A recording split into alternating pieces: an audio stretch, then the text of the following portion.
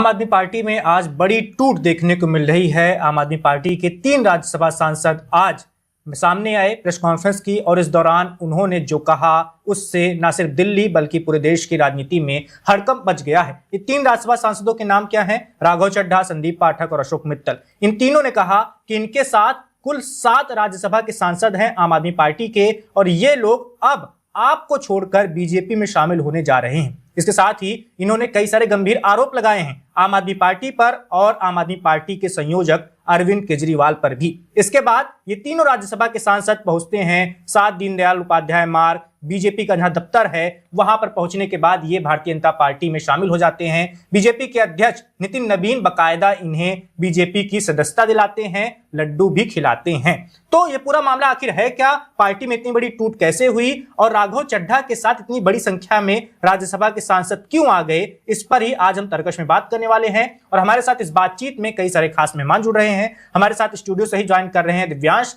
इसके साथ ही शिवेन गौड़ जी भी हमारे साथ ज्वाइन कर रहे हैं, वो वन इंडिया के ही हमारे सहयोगी हैं। इसके साथ ही अभय भी हमारे साथ इस बातचीत में शामिल होंगे। सबसे पहले शिवेन जी के पास चलते हैं। शिवेन जी, आपके पास क्या जानकारी है? ये टूट क्यों हुई?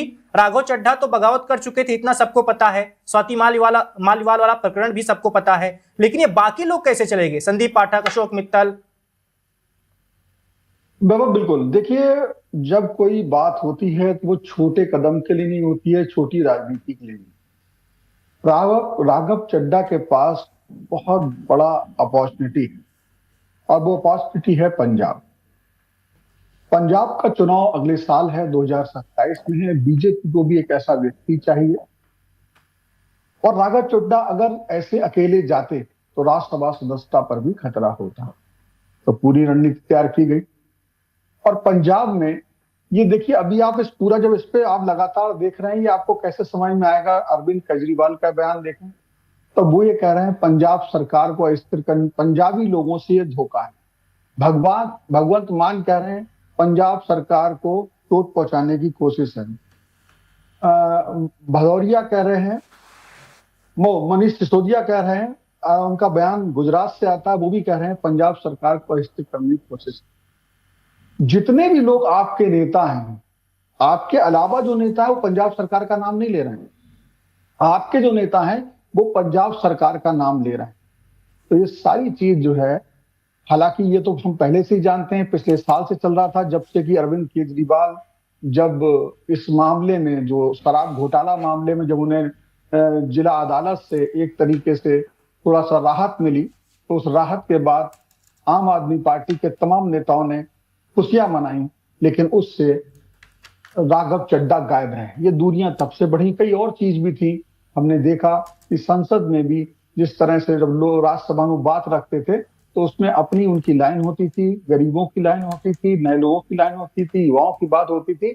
लेकिन जब एसआईआर का मुद्दा आता था तब वो इस पर खामोश रहते थे, कोई उनकी तरफ से बयान नहीं आता था। एसआईआर के मुद्दे पे आपके हर नेता का बयान आया, लेकिन किसी भी हालत में राघव चड्ढा का नहीं आया। मेरा मानना यह है, ये पूरी चीज जो है 2027 के पंजाब के चुनाव को लेकर है। राघव चड्ढा बहुत बेहतर तरीके से यूज किए जा सकते हैं। बाकी जो भी 3 आप देख रहे हैं, टोटल 7 लोग इसमें शामिल हैं। हरभजन सिंह का भी नाम इसमें शामिल है, वो भी आते हैं। तो ये वास्तव में बीजेपी के लिए बहुत लाभदायक बात होगी, और आप आज जो राघव चड्ढा और ये 7 सांसद हैं उनके लिए बहुत बड़ी अपॉर्चुनिटी है इस समय सत्ता के साथ में रहकर पंजाब में अपने आप को बेहतर स्थापित करने के लिए, और अपने आप बहुत सुरक्षित और मजबूत भविष्य देखने। बिल्कुल शिवेन जी, आप चलते हैं अभय के पास। अभय, आप खुद महाराष्ट्र से आते हैं और महाराष्ट्र में आपने कई सारी पार्टियों को टूटते हुए, नेताओं को इधर से उधर जाते हुए बहुत करीब से देखा है। आम आदमी पार्टी में नई नवेली पार्टी है, भी 14-15 सालों का इतिहास है।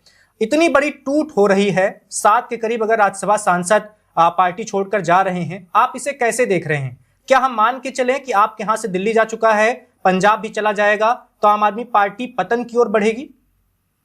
देखिए, एक तरीके से किसी भी पार्टी को इन सारी पॉलिटिकल अपील के बाद सामने रहने के लिए 2-3 चीजें जरूरी होती है। एक तो आपके पास फैमिली का नेम हो, आपके पास कास्ट या फिर रिलीजन का कोई मुद्दा हो, या फिर एक रीजनल आइडेंटिटी हो। आम आदमी पार्टी शुरू हुई एक आंदोलन से। दिल्ली जैसे शहरी इलाकों में उसने अपना प्रसार किया, वहां पर पहली बार सत्ता भी हासिल की। और उस वक्त मुझे लगता है जो आज एक बार क्लियर भी हुआ कि नए लोग जो नॉन पॉलिटिकल बैकग्राउंड से थे, जिनको ये पता नहीं था कि राजनीति जो होती है वो 10-10 साल का खेल होता है, वो बस अभी आ गए, आपको एक ऑर्गेनाइजेशन का पद मिल गया, इसके बाद आपको इलेक्ट्रल पॉलिटिक्स से कोई पद मिल गया और आपकी जो आशंका मन में होती है कि भाई अब इतना होगा, इससे आगे क्या। तो एक तरीके से मैं महाराष्ट्र से आता हूँ, महाराष्ट्र में हमने एक दो कई सारी पार्टियां बनती बिगड़ती, बीजेपी में मर्ज होती और नई नई नाम भी मिलते हुए देखा। मुझे ये लगता है कि आम आदमी पार्टी के जो भी नेता ऐसा होंगे जिनको अपनी पर्सनल सेफ्टी ज्यादा अहमियत रखने वाली, क्या क्योंकि ज्यादा इंपॉर्टेंट लगती होगी, उनको अब एक रोड मैप मिल चुका है। रोड मैप यही है कि पहले पार्टी से दूरी बनाइए, उसके बाद आपको दूसरी पार्टी अप्रोच करेंगी और फिर उसी तरीके से उस पार्टी का, जैसे जैसे पंजाब इलेक्शन, शिवेंद्र सर ने कहा कि पंजाब इलेक्शन आ रहा है, अगले साल है, उससे पहले पार्टी भी अपना दमखम से एक नया कैडर बना रहा है, उस वक्त आपने स्विच कर लिया। लेकिन सबसे इंपॉर्टेंट, सिर्फ राघव चड्ढा नहीं जा रहे, राघव चड्ढा के साथ कई सारे ऐसे एमपीज भी है जो खुद भी निकल रहे हैं और उन एमपीज का अरविंद केजरीवाल से डायरेक्ट कोई नाता भी नहीं था और ना उनसे कुछ ज्यादा आप ये कह सकते कि उनके साथ उनकी बनती नहीं थी वगैरह वगैरह। हमें ये क्लियरली यहाँ पर दिख रहा है कि किस तरीके से सत्ता में बैठी हुई पार्टी सत्ता के हथियार भी क्लियरली यूज कर रहे हैं। अब वो ये कहेगा, जैसे ऑपोजिशन ने ये बार बार कहा जा रहा है कि आम आदमी पार्टी ने तो इसको डायरेक्टली पंजाब का इश्यू बना दिया है, जो कि राजनीति के तहत अगले एक साल का वो रोड मैप देख रहे हैं कि भाई इस मुद्दे को हम पंजाब की अस्मिता से जोड़े। जैसे जब शिवसेना का दो पार्टियों में बटी थी, शिवसेना या फिर एनसीपी जब बटी थी, उन्होंने वो महाराष्ट्र की मराठी अस्मिता के साथ जोड़ा कि दिल्ली से हिंदी भाषी लोग महाराष्ट्र की मराठी लोगों को तोड़ रहे हैं, मराठी पार्टियों को तोड़ रहे हैं। उसी तरीके से आम आदमी पार्टी वो ब्लूप्रिंट फॉलो करने के लिए एक न एक पहल कर रही है कि पंजाब के लोगों को, ये संजय सिंह की जो प्रेस कॉन्फ्रेंस हमने सुनी होगी, उसमें भी उन्होंने यही कहा कि ये पंजाब के लोगों का अपमान है। देखिए, अपमान किसी लोगों का नहीं, ये राजनीतिक दावपेच है, लेकिन इस दावपेच के साथ हमें ये भी देखना होगा कि सत्ता के हथियार और ऐसे एमपीज, ऐसे नेता जिनको खुद को सिक्योर करना है, वो धीरे धीरे अपना पाला बदलते हुए दिख रहे हैं।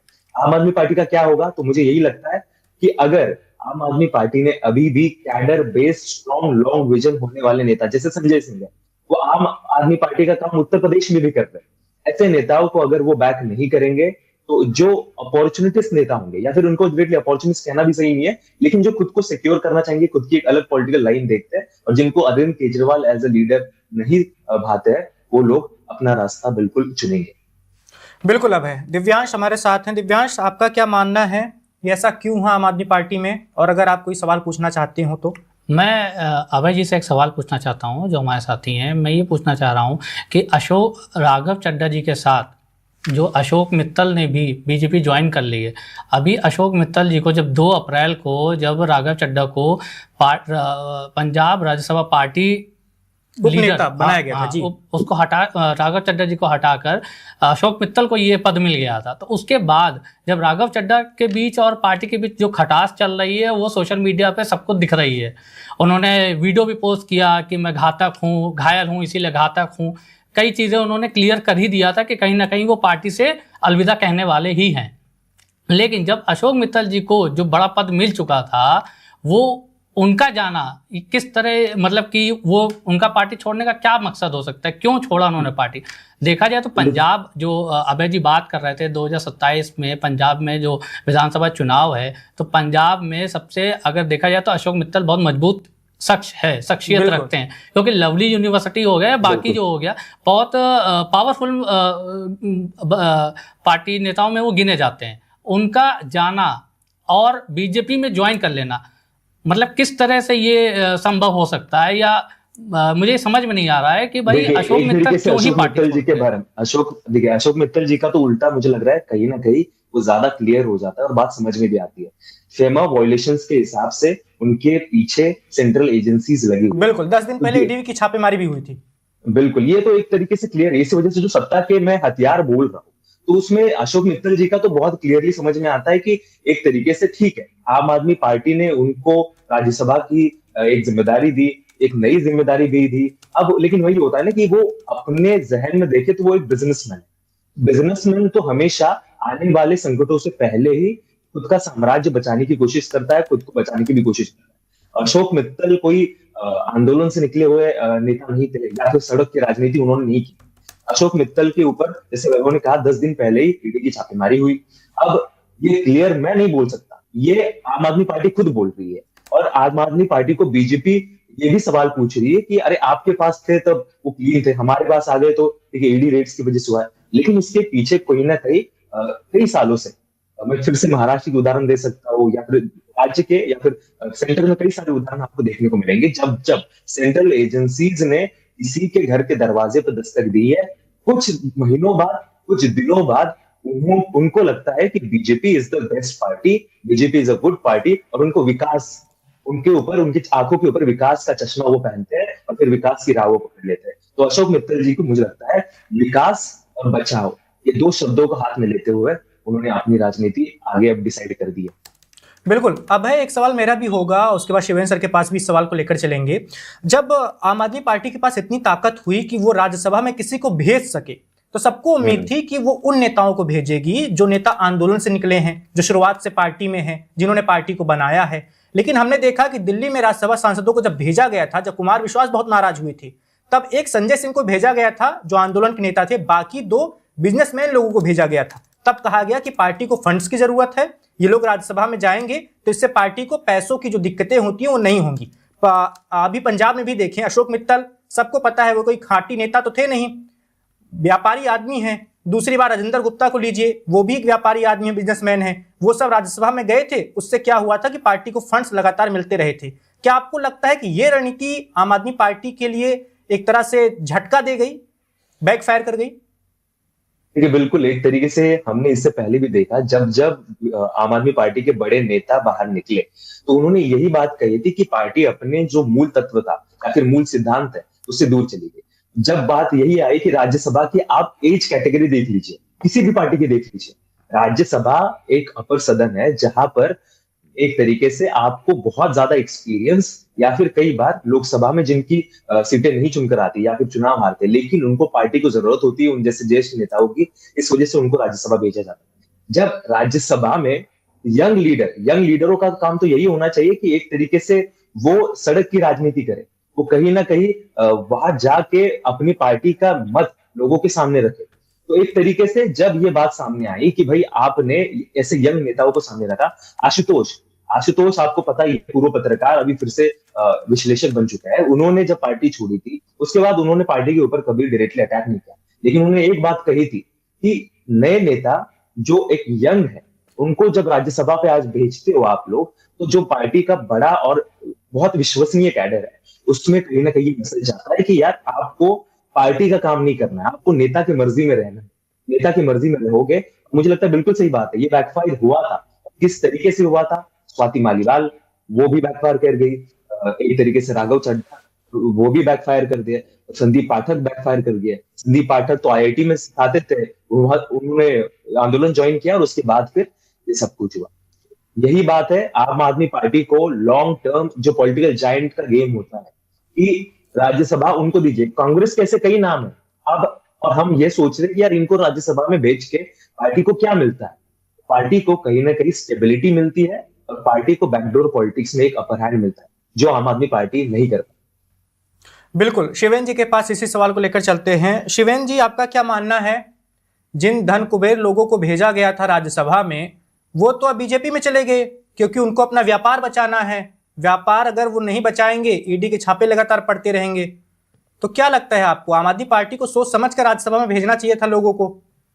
बिल्कुल, ये बात जो अभय ने कहा बिल्कुल सही कहा कि राज्यसभा में कई बार वो लोग होते हैं जो बेहतर रणनीतिकार होते हैं, बेहतर तरीके से बात रखते हैं और पार्टी का जो उसका आइडियोलॉजी है उसको लेकर के चलते हैं। लेकिन आम आदमी पार्टी यहाँ पर पहले भी चूकी, जब कुमार विश्वास और राघव चड्ढा भी एक ऐसे नेता थे जो शुरू से आम आदमी पार्टी ने जब गठन हुआ तब से साथ थे और आंदोलन से ही साथ थे। और यहाँ पर भी वही शब्द उन्होंने कहे कि पार्टी अपनी जो विचारधारा से भटक गई है। और ये बात कई बार हो चुकी है। ये बात हुई है जब भेजा गया, जब कुमार विश्वास ने इस बात को उठाया था तब भी ये बात उठी। निश्चित तौर पर उनको धन कुबेर को भेजने से फायदा नहीं हुआ और ये बात सही है। लेकिन मैं यहाँ कहूंगा वो अपनी बचाएंगे भी। यहाँ पर दो लोगों के जब दो लोगों के हित सध जाते हैं, यहाँ पर सिर्फ उनका बचना नहीं था, यहाँ पर अब बहुत बड़ा उद्देश्य जो है बीजेपी के को इस मामले से पूरा हल होता दिख रहा है। यहाँ पे कई लोगों के मसले हल होते दिख रहा है। एक तो जो राघव चड्ढा है वो एक तरीके से पंजाबी चेहरा भी है, पंजाब से उनकी जड़ें भी जुड़ी हुई हैं, और एक एजुकेटेड अर्बन चेहरा है। और आम आदमी पार्टी का जो मिडिल क्लास और उस पर जो एक तरीके से पूरा कब्जा हो चुका है पंजाब में, ठीक ठीक है, वहां पर राघव चड्ढा सिर्फ इसलिए नहीं, राघव चड्ढा को वहां का रणनीतिकार भी माना जाता है और खास पद भी दिया गया था पंजाब सरकार में। हालांकि उस समय विरोध हुआ कि दिल्ली के लोग यहाँ से आकर राजनीति को करेंगे, सब करेंगे, क्योंकि राघव चड्ढा की राजनीति का दिल्ली तो है, लेकिन सच्चाई है कि पंजाबी फेस भी है। तो कहीं ना कहीं अब जो चीज चाहिए बीजेपी को, पंजाब में हर हालत में जीत चाहिए। तो ये पूरा जो खेल है इन लोगों का हित भी साधता है। अब रही बात ईडी और उसके छापे की, तो वो बातें हम लोग कर चुके हैं कि किस तरह की प्रेशर इस तरीके से क्रिएट होता है, और ये आसान होता है, खास तौर से नेताओं के विरुद्ध भी होता है और ऐसे बड़े बिजनेसमैन के लिए भी आसान होता है। बिल्कुल, अब उसको हम सीधे सीधे कहें कि जाकर के भैया इसके लिए कर दिया गया ऐसे, ये सिंपल सी बात है, ये आज से नहीं हो रहा है, ये आजादी के बाद से ये लगता रहा है। सीबीआई और तमाम ईडी हालांकि बाद में हुआ, तो उनका प्रयोग जो केंद्रीय जो सत्ता है वो करती रही है और इसका प्रभाव मिलता रहा। लेकिन उद्देश्य जहां पर पूरे हो रहे हैं, तो आप समझ लीजिए पूरा जो गेम है, ये पूरा प्लॉट तैयार हो रहा है पंजाब चुनाव के लिए। बिल्कुल। शिवेंद्र जी आपके पास आएंगे, हमारे साथ हर्ष जुड़ गए हैं। हर्ष पत्रकार हैं, इसके साथ ही राजनीति पर भी करीबी नजर रखते हैं। हर्ष, आपका क्या मानना है, आम आदमी पार्टी में क्यों टूट हुई है? हर्ष आप म्यूट हैं, आपकी आवाज नहीं आ रही।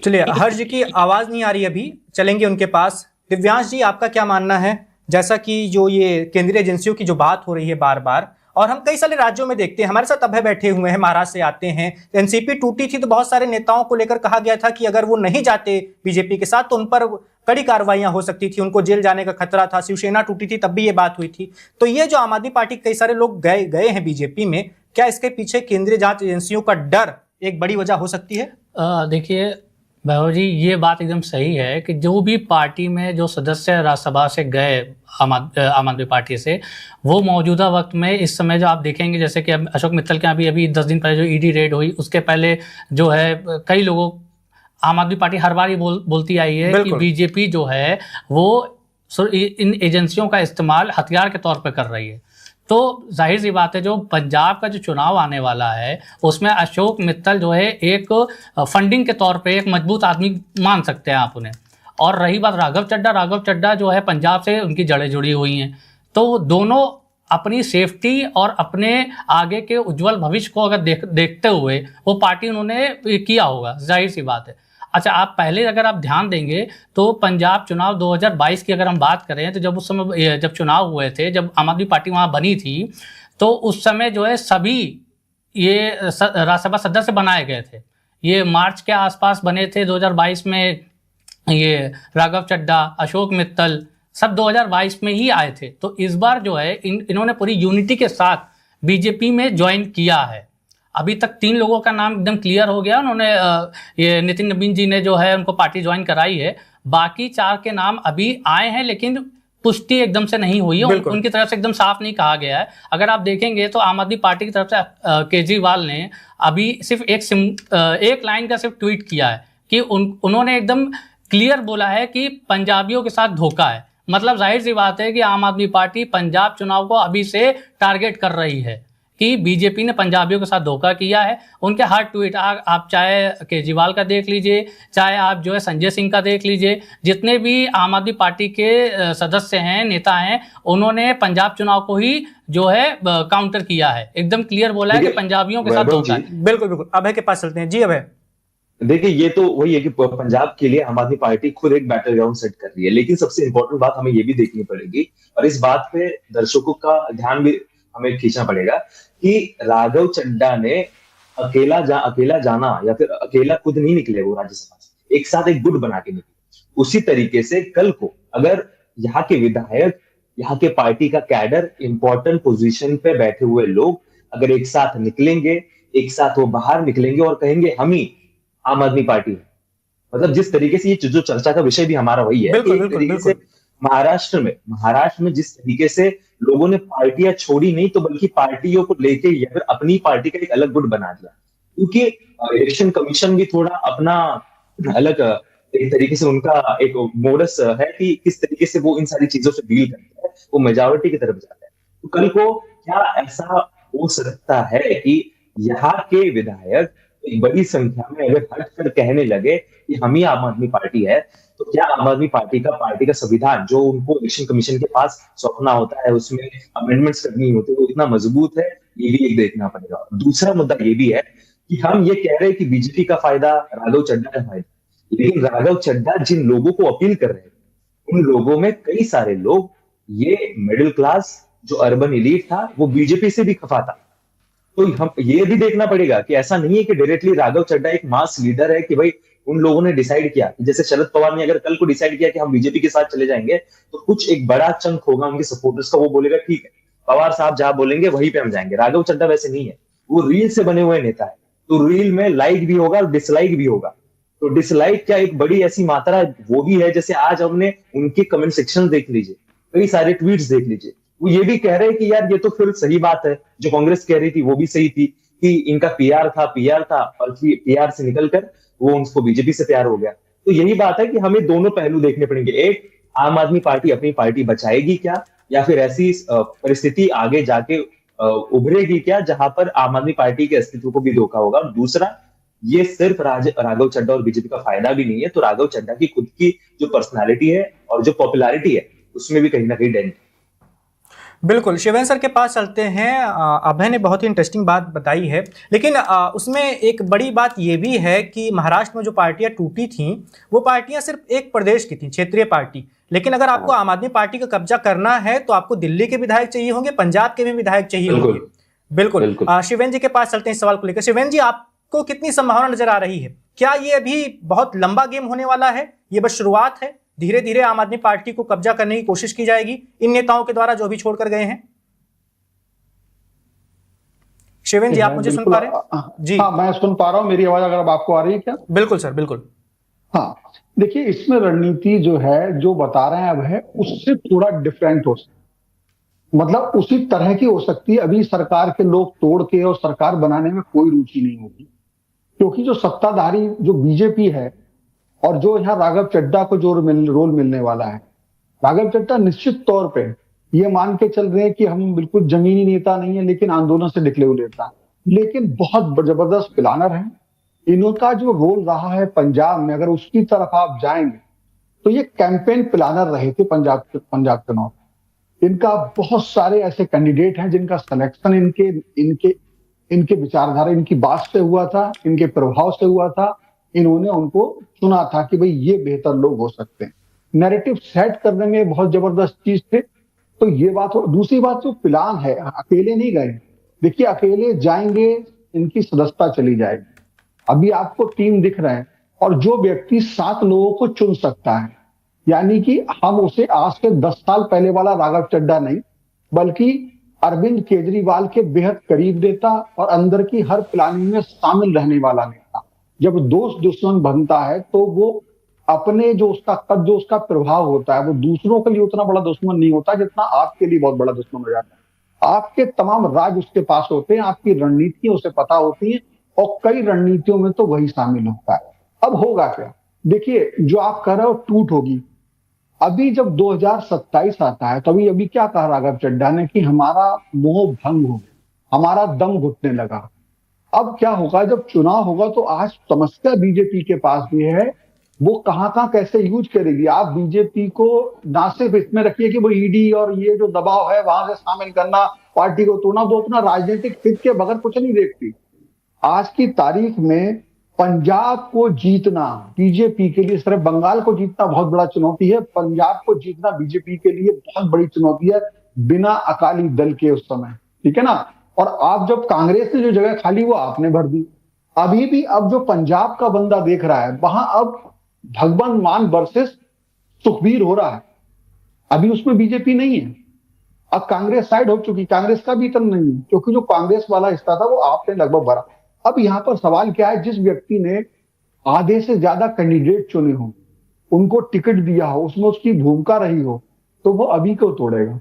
अभी तो 27 चुनाव से पहले बहुत मोह भंग होंगे, भागम भाग होगी। बीजेपी के पास वो विजयी कैंडिडेट, उसमें से ऐसे बहुत से नेता होंगे जो इस नैरेटिव की तरह एंटी करप्शन के तहत चुने गए। बहुत से नए लोग चुने गए आपने, जो इतनी प्रचंड जीत मिली थी, वो बहुत से ऐसे फेस थे जो अब भी पंजाब के विधायक ऐसे हैं आम आदमी पार्टी के, जो इस नैरेटिव पे आज भी सही बैठते हैं, एंटी करप्शन पे। उनका चरित्र राघव चड्ढा में अंतिम तक अपने आप को रखा। अब उन्होंने भले ही पाला बदला, यहां से वो दल बदलू या कुछ भी, या आपके नेताओं ने कह सकते हैं, लेकिन वो अपने आप को उस करप्शन के, कहना ना, टैक्स से बचा के रखने में कामयाब हुए, जिसमें दूसरे नेता आपके फंस गए। शिवेन जी, पंजाब पर सर हम बात कर चुके हैं, अब थोड़ा हम अरविंद केजरीवाल पर बात कर लेते हैं, उनके खुद पर। देखिए कि आम आदमी पार्टी जब से बनी है, केजरीवाल को ये आदत तो पड़ी चुकी है दिव्यांश भाई, कि बड़े नेता छोड़ के जाते रहते हैं लेकिन उन पर कोई असर नहीं पड़ता। अभय जी के पास चलेंगे सवाल को लेकर। अभय भाई, बहुत सारे नेता छोड़ के गए, प्रशांत भूषण गए, कुमार विश्वास गए, योगेंद्र यादव गए, अलका लांबा गई, कपिल मिश्रा गए, तमाम ऐसे नेता छोड़कर गए, लेकिन केजरीवाल को कोई फर्क नहीं पड़ा। ना केजरीवाल किसी को मनाने गए, ना केजरीवाल ने कभी कोशिश की, ना केजरीवाल ने कभी इन लोगों का नाम भी लिया। अभी ये जो घटनाक्रम हुआ है, इसको लेकर भी लोग कह रहे हैं, सियासी गलियारों में चर्चाएं चल रही हैं कि अरविंद केजरीवाल ने कह दिया था जिसको जाना है जाए, मैं मनाने की कोशिश नहीं करूंगा। आपको क्या लगता है, केजरीवाल का ये हठ या ये कह ली ये रणनीति किस हद तक उनको चोट पहुंचा रही है, उनको फायदा पहुंचा रही है? क्योंकि मुझे लगता है कि किसी भी राजनेता के लिए जो एक पार्टी का पूरा चेहरा हो, उसका अपना स्टैचर ऐसा ही पत्थर दिल होना बहुत जरूरी है। जैसा हमने ममता बनर्जी के साथ भी देखा है और हम स्टालिन के साथ भी देखते हैं कि वो अपने आप को पार्टी से भी बड़ा मान लेते हैं, कि उनको वही उन लोगों को एक एहसास करा देते हैं कि भाई आपकी पार्टी को जो भी सक्सेस मिलता होगा वो मेरे नाम की वजह से मिलता है, मेरे चेहरे की वजह से मिलता है। लेकिन अंतर है, पहले लोगों का छोड़ के जाना और अभी सांसदों का छोड़ के जाना, इसमें अंतर है। पहली बात तो देखिए, इलेक्टोरल डैमेज जो है वो आपका हो चुका है राज्यसभा में, वो सांसद जा चुके हैं।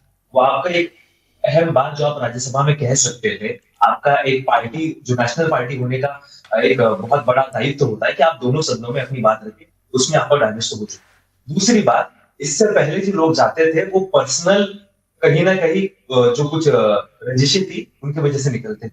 यहाँ पर अभी राघव चड्ढा और अरविंद केजरीवाल की थोड़ी बहुत बहस होगी, लेकिन वो बहस की शुरुआत जो है वो दिल्ली एक्साइज केस, उसके बाद सेंट्रल एजेंसीज का पार्टी के पीछे लग जाना, और उसके बाद एक एक करके ये सारे एमपीज, जैसे स्वाति मालीवाल का तो अलग है, लेकिन बाकी सारे एमपीज ने छोड़ना पसंद किया। मतलब अभी की जो टूट है वो डायरेक्टली, मतलब अरविंद केजरीवाल से हम लिंक नहीं कर सकते, लेकिन वो खुद को सेव करने की एक जद्दोजहद। तो एक तरीके से अरविंद केजरीवाल, पहले दिल्ली भी थी अरविंद केजरीवाल के पास, तो सबसे बड़ा तो बेस अपना खुद का मजबूत था।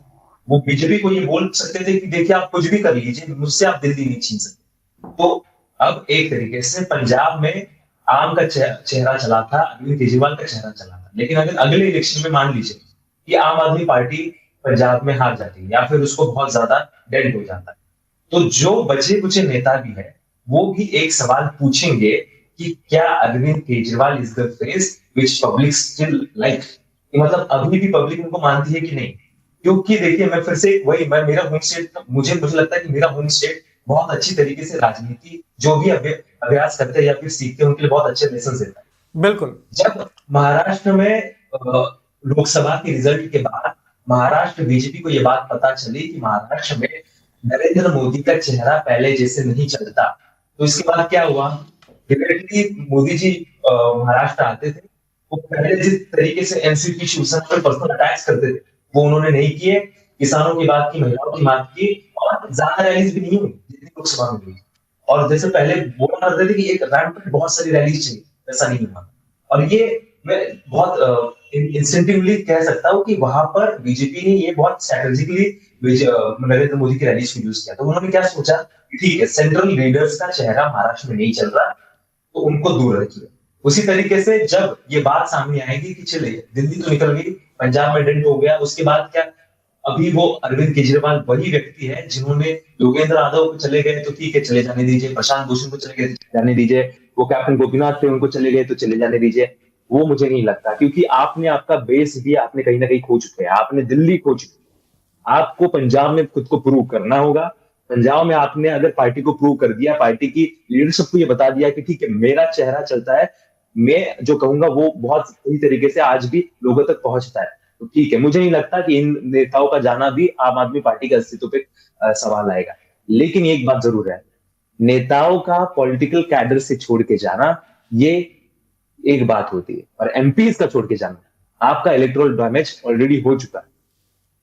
बिल्कुल सही कहा आपने। 10 राज्यसभा के सांसद थे आम आदमी पार्टी के। राज्यसभा में एक मजबूत ताकत मानी जाती थी। विपक्ष की बैठकें होती थी तो बहुत तवज्जो दी जाती थी कि आम आदमी पार्टी के नेता आए हैं, क्योंकि 10 वोट होते हैं। वो कोई भी विधेयक आता है आपकी उसमें बहुत बड़ी भूमिका बन जाती है। आखिरी सवाल की ओर बढ़ते हैं इस बातचीत का। दिव्यांश भाई, क्या लगता है अगला नंबर कौन होगा जो आम आदमी पार्टी छोड़ेगा, अरविंद केजरीवाल का साथ छोड़ेगा? जिन लोगों पर दिल्ली शराब घोटाला मामले में कार्रवाई हुई थी और भी तमाम वजहों से जो जांच के घेरे में है, जैसे मैं नाम ले लेता हूं, मनीष सिसोदिया, संजय सिंह भी कुछ दिनों तक रह चुके हैं, सत्येंद्र जैन, क्या इनमें से भी कोई आने वाले दिनों में केजरीवाल का साथ छोड़ सकता है आपके हिसाब से?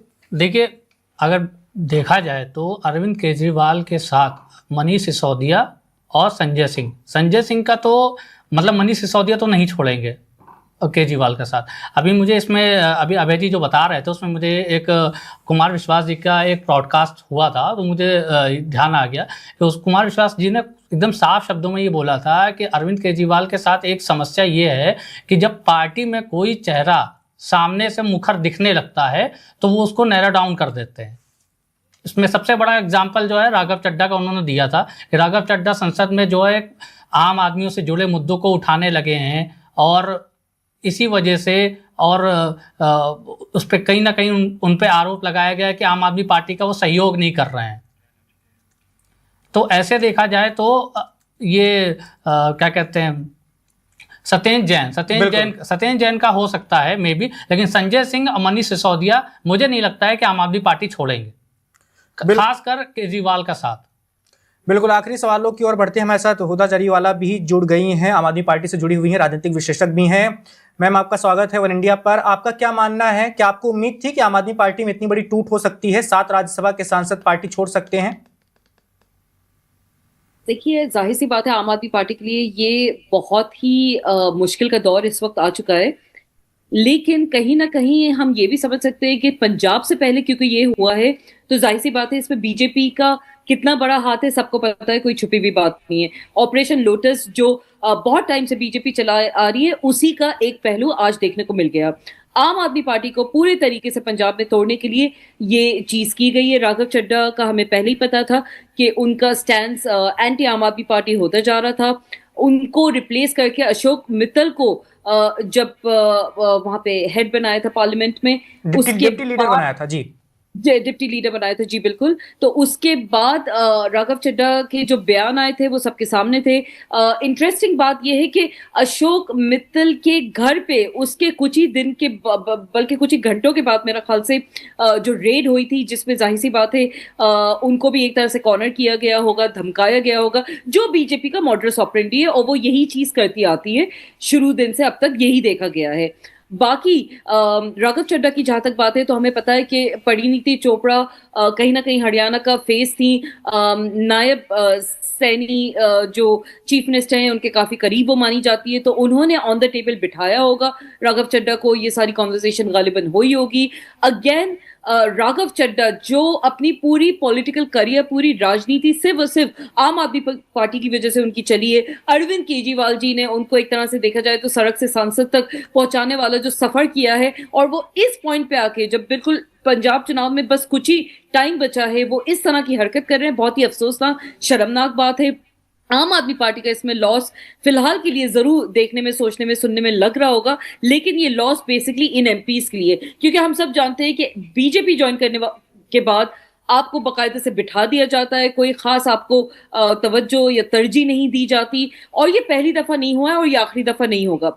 डिफ्लेक्शंस पहले भी पार्टी में होते आए हैं, पहले भी आम आदमी पार्टी के अलावा भी कांग्रेस के कितने सारे ऐसे लोग हैं जो कांग्रेस कैडर के बीजेपी में जुड़े हुए हैं। बीजेपी का अपना खुद का कोई बहुत स्ट्रांग होल्ड या कैडर एज सच देखा जाए तो है ही नहीं। उनके आज भी कितने सारे ऐसे बड़े नेता हैं जो अदर पार्टी से आए हैं।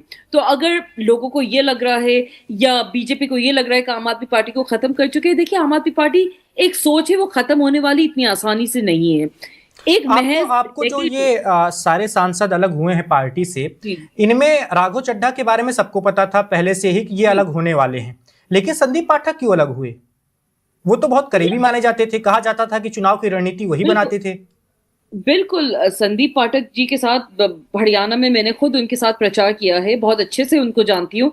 बहुत ही मतलब सरप्राइजिंग बात के साथ साथ एक अफसोस की बात है, मतलब ये लोग जिनको कोई डॉक्टर संदीप पाठक को कोई जानता तक नहीं था राज्यसभा सांसद बनने से पहले, उनको कहां से कहां अरविंद केजरीवाल जी ने पहुंचाया, इन सारे लोगों को पहुंचाया। और फिर अब देखिए ये सारे डिफ्लेक्ट होके बीजेपी में चले गए हैं और उसको मर्जर कह रहे हैं बाकायदा से, जबकि ज्वाइन किया है उन्होंने पार्टी। लेकिन ऑब्वियसली अब वो कॉन्स्टिट्यूशनल एस्पेक्ट, उसमें 2/3 मेजोरिटी अगर हो जाती है तो वो डिफ्लेक्शन नहीं माना जाता। वो सारी चीजें अपनी जगह पे हैं, बट अगेन इन लोगों को ये समझ नहीं आ रहा है कि उस शख्स ने जिसने ग्राउंड पे अपनी राजनीति करी है, जिससे सिर्फ और सिर्फ लोगों के मुद्दे उठाए हैं, जेल तक गए हैं वो अपनी सच्चाई के लिए, उनके साथ साथ संजय सिंह जी, मनीष सिसोदिया जी, डॉक्टर सत्येंद्र जैन, कितने ऐसे लोग हैं जो बाकायदा से जेल जाना उनको पसंद हुआ, लेकिन उन्होंने बीजेपी का हाथ नहीं पकड़ा, बीजेपी नहीं ज्वाइन करी। तो आम आदमी party is known for this kind of ground level politics. और आज ये लोग धोखा देके जो गए हैं, जो ये गद्दारी करके गए हैं आम आदमी पार्टी, अभय आ रहे हैं आपके पास। जी मैम, एक आखिरी सवाल आपसे होगा, उसके बाद अभय के पास चलेंगे क्योंकि हम बातचीत को भी खत्म करने वाले हैं, समय हो गया है। आखिरी सवाल मेरा ये है, अभी मैंने अपने बाकी साथियों से सवाल पूछा था कि क्या केजरीवाल या उनके करीबी के लोगों के द्वारा इन लोगों को एक बार भी मनाने की कोशिश की गई होगी, क्योंकि ये फैसला तुरंत तो नहीं लिया गया होगा, कई दिनों से बातें चल रही होंगी कि छोड़ना है छोड़ना है छोड़ना है। उस दौरान पार्टी नेतृत्व ने क्या इनसे बात की थी? आपके पास क्या जानकारी है? आपको याद होगा स्वाति मालीवाल जी के टाइम पे जब उन्होंने बाकायदा से वो गुस्से से सीएम हाउस से निकली थी, संजय सिंह जी उनके घर गए थे, बाकायदा से उनसे बात करी थी, उनको मनाने की कोशिश करी थी, लेकिन फिर अगले दिन सारा का सारा वो स्टेटमेंट सामने आ जाता है और वो जो भी एलिगेशंस उन्होंने लगाए जो कि अभी तक प्रूव नहीं हुए हैं। विभव कुमार को पकड़ा भी गया, फिर छोड़ा गया क्योंकि कोई एलिगेशंस उनके अगेंस्ट साबित हुए नहीं है। तो ऑब्वियसली ये कार्यक्रम स्वाति मालीवाल के साथ अगर हुआ है, यकीनन बाकी इन सांसदों के साथ जरूर हुआ होगा, लेकिन लेट अस नॉट फॉरगेट कि इन लोगों ने अपना मन बना लिया था। इनके ऊपर चाहे ईडी का प्रेशर होगा, सीबीआई का प्रेशर होगा, या किस तरीके से बीजेपी, हमें पता है कौन कौन से हथकंडे अपनाती है। बंगाल चुनाव में अभी साफ साफ दिख रहा है कि किस तरीके से इलेक्शन कमीशन ऐसा लगता है बीजेपी का ही एक शाखा, एक विंग बन चुकी है। तो बीजेपी के पास ऑप्शंस की कमी नहीं है। उनका ऑपरेशन लोटस हम अभी से नहीं, बहुत मुद्दतों से देख रहे हैं। यकीनन इन लोगों ने अपने आप को सेफ रखना या अपने आप को, जो भी इन्होंने इलीगल काम किए होंगे, गलत तरीके से पैसे बनाए होंगे, या जो भी इनके अगेंस्ट बीजेपी ने ईडी सीबीआई द्वारा इनके खिलाफ जो भी केसेस होंगे वो इनके सामने पेश करे गए होंगे और इन्होंने यकीनन करप्शन किया होगा, तो जाके इन्होंने फिर आज बीजेपी का हाथ थामा है। क्योंकि अरविंद केजरीवाल जी जैसे अगर आप नॉन करप्ट होते, या मनीष सिसोदिया जी या डॉक्टर सत्येंद्र जी जिनको पूरी की पूरी क्लीन चिट मिल चुकी है, आप डरते नहीं। अरविंद केजरीवाल जी आज भी डटे हुए हैं। लोअर कोर्ट से उनको अभी भी बाइज्जत एक तरह से बड़ी कर दिया गया है। ठीक है, हाई कोर्ट्स में और दूसरे कोर्ट में जो मामले चल रहे हैं, लेकिन अगर लोअर कोर्ट के पास कोई एविडेंस होता तो उनको बाइज्जत नहीं छोड़ते वो। इससे साफ जाहिर है कि बीजेपी सिर्फ ये लूप में लटका के रखना चाहती है, लूप में फंसा के रखना चाहती है नेताओं को, because right now Arvind Kejriwal ji की सबसे बड़ी स्ट्रेंथ उनके कार्यकर्ता हैं, उनके कोर लेवल के मेंबर्स हैं, और वो जनता है जो आज भी भरोसा करती है आम आदमी पार्टी पे। पंजाब चुनाव में हमें इसका यकीनन सबूत मिलेगा। बहुत ज्यादा टाइम बचा नहीं है, क्योंकि अब बंगाल, तमिलनाडु, इन स्टेट्स के बाद अब फोकस पंजाब, यूपी ही होने वाला है। पंजाब एक बहुत बड़ा प्लेयर है इस पूरे पॉलिटिकल एंगल में, बिकॉज पंजाब में एक तो किसान मैक्सिमम नंबर्स में हैं, और जाहिर सी बात है पंजाब के मुद्दे बाकी स्टेट से खासे तौर पे अलग होते हैं, बिकॉज ऑब्वियसली वो फार्मिंग स्टेट है और एक बहुत ही स्ट्रॉन्ग स्टेट उसको माना जाता है। तो यकीनन पंजाब से पहले अगर आप ये हरकतें बीजेपी कर रही है, उसमें उनकी उनकी नीति साफ जाहिर दिख रही है। बीजेपी का गेन ये नहीं है, आम आदमी पार्टी का लॉस ये नहीं है, सिर्फ बिल्कुल। इसलिए बिकॉज एक तरह से आम आदमी पार्टी की आप समझ रहे सफाई हो गई है, फिल्ट्रेशन हो गया है। अब जो ईमानदार नेता हैं वही रहेंगे, जो ईमानदार लोग हैं वही अपना पक्ष रखेंगे, और वो पार्टी का उन्होंने ना पहले साथ छोड़ा है ना आगे साथ छोड़ेंगे। चलिए अभय के पास चलते हैं। अभय, कुछ जोड़ना चाहते थे आप बातचीत में? देखिए, मुझे हुडा जी से एक ही सवाल पूछना है कि कब तक भारतीय अपोजिशन पार्टीज एक तरीके से ये अपर हायर ग्राउंड लेके बैठेगी कि देखिए बीजेपी ऑपरेशन लोटस करती है, सेंट्रल एजेंसीज का इस्तेमाल करते हैं। जिस तरीके से साउथ की जो पार्टीज है वो अपने सांसद बचा सकती है, वो अपने सांसदों को अपने साथ रख लेती है, लेकिन यही सवाल उद्धव ठाकरे जी से पूछा गया था।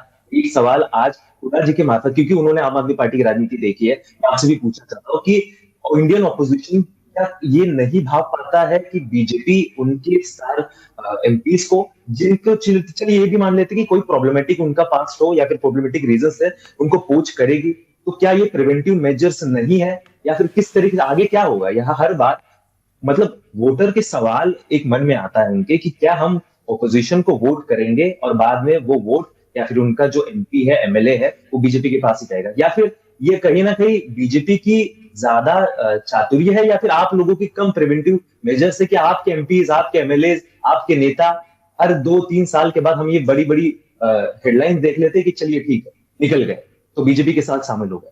तो क्या आम आदमी पार्टी ने इससे बेटर तरीके से हैंडल कर सकते थे और वो नहीं किया? ये आपको थोड़ा भी तो मानना पड़ेगा, या फिर आप यही कहेंगे कि एक तरीके से हमारी सफाई हो गई? क्योंकि आपका इलेक्टोरल लॉस, जो हम पहले भी बातचीत कर रहे थे, इलेक्टोरल लॉस तो हो ही गया ना। राज्यसभा में आपके 7 सांसदों की एक तरीके से बड़ी आवाज आपकी कम हो गई। जी जवाब दीजिए मैम।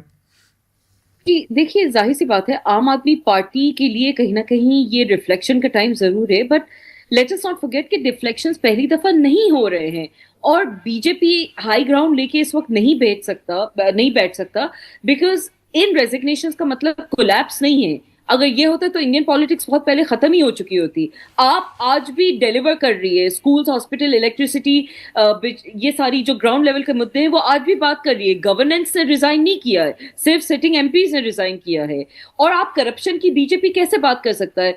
करप्शन कन्विक्शंस नहीं होते हैं। एक फाइनल कन्विक्शन बता दें जिसमें एक्चुअली बीजेपी साबित कर पाई है कि आम आदमी पार्टी कहीं ना कहीं गलत है, या उस पर कोई जो एलिगेशंस जितने भी लगाए थे लिकरगेट केस में वो कोई भी सही है।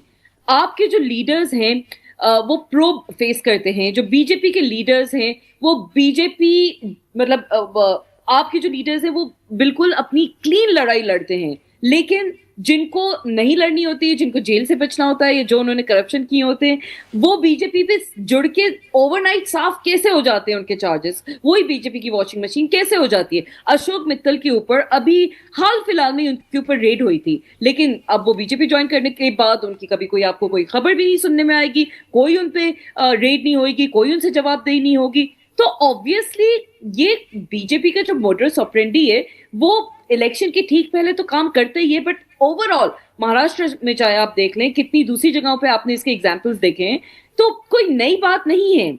गवर्नेंस की बात अगर करें तो आम आदमी पार्टी आज भी डिलीवर कर रही है। एक सबसे इंडिया की यंगेस्ट पार्टी है, महज उसको 1 डेकेड और कुछ टाइम और हुआ है। कोई बड़ी बात नहीं है अगर उसमें ये इंटरनल चर्निंग हो रही है। एक ऐसी फास्ट ग्रोइंग पार्टी जो चैलेंज करती है बिग एज ओल्ड पार्टीज को, बीजेपी को, कांग्रेस को, उसकी आप लीडरशिप को अभी भी इंटैक्ट समझिए, क्योंकि वो गवर्नेंस रिफॉर्म्स पे बात करती है। उसका ट्रैक रिकॉर्ड देख लीजिए, अब गुजरात में हो गया, गोवा में हो गया, अलग अलग मध्य प्रदेश में एक महापौर है, अलग अलग स्टेट्स में महज 10 साल के अंदर एक पार्टी ने अपने आप को एस्टेब्लिश करा है। कोई मामूली बात नहीं है। अगर उनके पास क्वालिटी ओवर क्वांटिटी है, उनकी जो आइडियोलॉजी है वही उनका यूएसपी है। बाकी ये जो सांसद है ये तो अपॉर्चुनिज्म पे आ गए हैं। ये अगर आप इन लीडर्स को अकाउंटेबिलिटी फेस नहीं करना है और उनको अपने जो भी ईडी सीबीआई के द्वारा जो भी उनके ऊपर केसेस बन सकते थे उससे बचना है, और वो छोड़ के जा चुके हैं, तो इसमें आपका लॉस बिल्कुल भी नहीं है। आपको हम यही समझेंगे कि फिल्टर आउट उसने इस तरह के लोगों को कर दिया, बिकॉज राइट नाउ आपके पास बहुत बेहतर मुद्दे हैं फोकस करने के लिए, which is Punjab elections, which is retaining the party in Punjab. इन सांसदों के साथ मिलके अगर इमेजिन बिल्कुल इलेक्शन से कुछ टाइम पहले, बिल्कुल तो एक आध महीना पहले या कुछ दिन पहले अगर ये रेजिग्नेशन आते तो कितना बड़ा लॉस होता। अभी आम आदमी पार्टी के पास स्टिल इतना टाइम है कि वो कहीं ना कहीं लॉस रिकवर कर लेंगे। मैम, समय की कमी है अभी, इस बातचीत को खत्म करना होगा। एक आखिरी टिप्पणी लेते हैं शिवेन जी से, उसके बाद फिर दिव्यांश से। शिवेन जी, कुछ जोड़ना चाहते हैं इस बातचीत में आप? हाँ बिल्कुल, जिस तरीके से अभी बात हुई तो ये जो बात हुई कि एकदम से नहीं हुआ, बिल्कुल, क्योंकि इतनी सफलता से बीजेपी कर कैसे लेती है, एक सवाल ये है। दूसरी बात उन्होंने कहा कि लोग छोड़ के, अभी आप देखना इसका बहुत बड़ा, इसे जो पहले लिया है ना, इतना पहले जो फायदा, इसका फायदा मिलेगा बीजेपी को, क्योंकि जिस तरीके से राघव चड्ढा का जो इन्वॉल्वमेंट रहा है पंजाब की राजनीति में, सबसे बड़ा नुकसान होगा। अभी पार्टी नहीं तोड़ी जाएगी, लेकिन सबसे पहले भागम भाग मचेगी 2027 चुनाव के पैसे आम आदमी के बहुत सारे विधायकों में, और यही बीजेपी का मकसद है। यहां भी कितनी निगाहें आम आदमी पार्टी की पता नहीं मुझे, लेकिन सच्चाई ये है बीजेपी पूरी तरीके से राघव चड्ढा का इस्तेमाल बहुत जबरदस्त तरीके से पंजाब में करेगी, और उनके अंदर की जो राज है, जो चीज है, वो पार्टी को चुनाव से पहले तोड़ने में करेगी। पार्टी में नहीं, चुनाव से पहले कैंडिडेट भी ले जाएगी, वो लड़ेंगे बीजेपी की तरफ से, आप ये देखिएगा। बहुत से कैंडिडेट जिनके चेहरे साफ हैं, और ये बात करी जाएगी कि भाई ये पार्टी अपने उद्देश्यों से हट गई है, अपने आइडियोलॉजी से हट गई है। ये आसान हो गया। अरविंद केजरीवाल भले ही जेल से छूट गए, लेकिन एक बीजेपी नैरेटिव बनाने में कामयाब हुई अपने तरीके से, और वो नैरेटिव लेकर के राघव चड्ढा आज उसमें एक और प्लस पॉइंट लगा रहे हैं। बिल्कुल शिवेन जी, चलिए दिव्यांश जी, आप कुछ कहना चाहते हैं, उसके बाद बातचीत को खत्म करेंगे। देखिए, ऐसा है कि ये जो शिवेन सर जो बोल रहे हैं एकदम बात सही है कि अब ये जो तीन जो तिगड़ी है वो आम आदमी पार्टी की अब बीजेपी में जो चली गई है, तो अब पूरी तरीके से जो है ये पंजाब का चुनाव ही साधने के लिए बीजेपी ने ये गेम खेला है। अगर आप इसको देखेंगे इस नज़र से तो एकदम क्लियर चीज़ है। लोकसभा में अब इस समय आम आदमी पार्टी के पास 3 सांसद बचे हैं, राज्यसभा में भी 3 बचे हैं। सीधे सीधे जो है बीजेपी ने सेंध तो लगा ही दी है आम आदमी पार्टी में। हाँ, ये बात ठीक है कि आम आदमी पार्टी अपने पंजाब में अपने मुद्दों को लेकर आगे बढ़ेगी, लेकिन बीजेपी ने एक गेम जरूर खेला है, क्योंकि हो सकता है, जैसा मुझे लगता है कि राघव चड्ढा या अशोक मित्तल या संदीप पाठक जी से कोई भी डिटेल जो है आम आदमी पार्टी की बीजेपी निकलवा के इस्तेमाल करेगी पूरी तरीके से, और वो पंजाब में भगवा लहराने की पूरी तैयारी में इस समय जुट गई है। अब बिल्कुल, लेकिन पंजाब में बीजेपी के लिए राह आसान नहीं, क्योंकि पंजाब में कभी बीजेपी मजबूत रही नहीं। लंबे समय तक अकाली दल का उसको साथ लेना पड़ता था। अकाली दल से जब साथ छूटा तो पिछले लोकसभा चुनाव में 2024 में लोकसभा चुनाव हुआ, आप देखिए कितने सारे आम आदमी पार्टी के सांसदों को लेकर आए, कांग्रेस के बहुत सारे लोगों को लेकर आए, लेकिन नहीं जीत पाए वो लोग। पंजाब में ये लोग कामयाब नहीं हो पाए। लेकिन यही तो गेम है इस बार यही तो गेम है। आप देखिए, हो सकता है। जी हुदा जी, आप कुछ बोलना चाहती हैं? जी, इसमें बस एक चीज और ऐड करना चाहती हूँ कि बीजेपी अपने दम पे इलेक्शन या चुनाव नहीं जीत पाती है। उसके पास जितने मेजर सिटिंग प्लेयर्स है वो सारे या तो कांग्रेस के डिफ्लेक्शन से या आम आदमी पार्टी से वो खींच रहे हैं। शिवसेना के साथ, शिवसेना को तोड़ के, एनसीपी को तोड़ के, बाकायदा से किस तरीके से वो बार बार सेंटर में भी वो अलायंस के साथ आई है। 2 और स्टेट्स का उसको अलायंस लेना पड़ा। अपने दम पे बीजेपी इलेक्शन जीतना कब सीखेगी? बीजेपी के पास एक्चुअल राजनीति करने के लिए कोई मुद्दे नहीं है। बीजेपी के पास अपनी कोई काम दिखाने के लिए टॉपिक्स नहीं है। बीजेपी का मैनिफेस्टो सिर्फ कहाँ आता है, कब चला जाता है, पता ही नहीं चलता। बीजेपी के पास जुमलाबाजी के अलावा कुछ भी नहीं है। तो यही हथकंडे वो अपनाते हैं, यही डर्टी पॉलिटिक्स वो करते हैं, और कहीं ना कहीं हिंदुस्तान की जनता भी तो देख रही है ना। उनको पता है अभी बंगाल के इलेक्शंस में हमें पता चल जाएगा कि कितनी बुरी तरीके से बीजेपी की हार वहां होने वाली है। ग्राउंड लेवल की रिपोर्ट आज भी ममता दीदी के फेवर में ही है। अगर बीजेपी ने वहां पे इलेक्शन कमीशन को अपना एक हैंडल बना के उतारा हुआ है वहां पे, तो उसका भी खामियाजा लोगों को ही भुगतना पड़ा। किस तरीके से लोगों के वहां पे वोट काटे गए, किस तरीके से लोगों को, कितने लाखों लोगों को वोट नहीं करने दिया। इससे साफ जाहिर हो रहा है कि बीजेपी के पास एक्चुअल काम दिखाने के लिए कुछ नहीं है। ये बात जनता समझ चुकी है, और जनता ही बीजेपी को बाहर निकाल के उखाड़ के फेंकेगी, बिकॉज बहुत तानाशाही हो गई, बहुत गुंडागर्दी हो गई, और बीजेपी के पास काम को कोई भी मुद्दे दिखाने के लिए एक टॉपिक भी नहीं है। और internationally let us not forget, क्योंकि मैं सऊदी अरेबिया में जर्नलिस्ट रह चुकी हूँ, वहां पे न्यूज एंकर रह चुकी हूँ, तो मैं आपको एक इंटरनेशनल पर्सपेक्टिव बता रही हूँ। इंडिया की इस वक्त जो ग्लोबल क्रेडिबिलिटी है वो बहुत सवाली निशान पे है, बहुत अनक्रेडिबल सिचुएशन पे, सिर्फ और सिर्फ मोदी जी की वजह से, सिर्फ और सिर्फ इसलिए क्योंकि Modi ji choose to go to Israel 2 days before the war. Iran के मामले में वो कोई लिटरली उनकी जब यहाँ पे शिप में अटैक हुआ था तो कोई सपोर्ट इंडिया की तरफ से नहीं किया। आगे भी इंडिया ने कोई सपोर्ट, सुप्रीम लीडर की जब डेथ हुई उनके साथ उनके लिए कोई ऑफिशियल ट्वीट 4 दिन के बाद उनके शायद कोई पार्टी के मंत्री मिलने गए थे, बट उससे पहले कोई ऑफिशियल ट्वीट कुछ भी नहीं आया। 168 बच्चियों को आपने मार दिया, उस पर कोई ऑफिशियल ट्वीट नहीं आया। तो लेट अस नॉट फॉरगेट कि इंडिया की जो ग्लोबल क्रेडिबिलिटी पे एक सवाली निशान उठ गया है, वो भी कहीं ना कहीं मोदी जी ने ही करा है, उन्हीं की देन है कि आज इंडिया पे कोई इंटरनेशनली भरोसा नहीं कर रहा है। आपने डोमेस्टिकली सिचुएशन तहस नहस कर दिया, इंटरनेशनल स्तर पे इंडिया को कहीं ना कहीं आपने इस कदर लोगों के सामने सवाली निशान के तौर पर खड़ा कर दिया कि where do we stand now. हमारा आज के टाइम पे स्टैंड है क्या? ना हमारी फॉरेन पॉलिसी स्ट्रांग है, ना हमारी इंटरनल डेमोक्रेसी स्ट्रांग है, ना हमें सही तरीके से अपना कहीं पे कोई रिप्रेजेंटेशन जनता कर पा रही है, ना कोई जर्नलिस्ट, ना कोई जनता सेफ है। बिल्कुल बीजेपी आखिरकार सिर्फ और सिर्फ डर्टी पॉलिटिक्स करके कोई भी इलेक्शन जीत सकती है। फेयर प्ले करना बीजेपी को नहीं आता है और इस दफा समय की कमी है, हमें इस बातचीत को खत्म करना होगा। आपका बहुत शुक्रिया, आप जुड़ी वन इंडिया के साथ और आपने राघव चड्ढा के मुद्दे पर अपनी बात रखी। शिवेंद्र सर, आपका भी बहुत धन्यवाद, आप वन इंडिया के साथ जुड़े।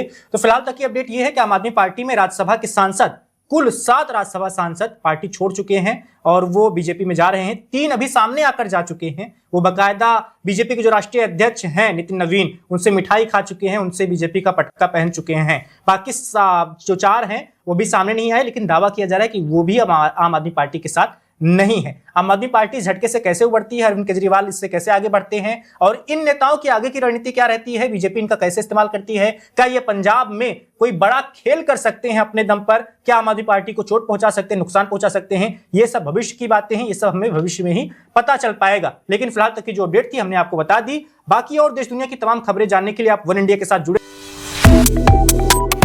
Subscribe to One India and never miss an update. Download the One India app now.